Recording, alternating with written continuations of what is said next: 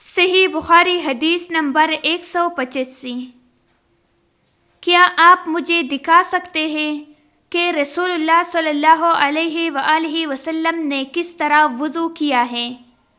عبداللہ بن زید رضی اللہ تعالیٰ عنہ نے کہا کہ ہاں، پھر انہوں نے پانی کا برتن منگوایا، پہلے پانی اپنے ہاتھوں پر ڈالا اور 2 مرتبہ ہاتھ دھوئے، پھر 3 مرتبہ کلی کی، 3 بار ناک صاف کی، پھر 3 دفعہ اپنا چہرہ دھویا، پھر کہنیوں تک اپنے دونوں ہاتھ 2 مرتبہ دھوئے، پھر اپنے دونوں ہاتھوں سے اپنے سر کا مسح کیا۔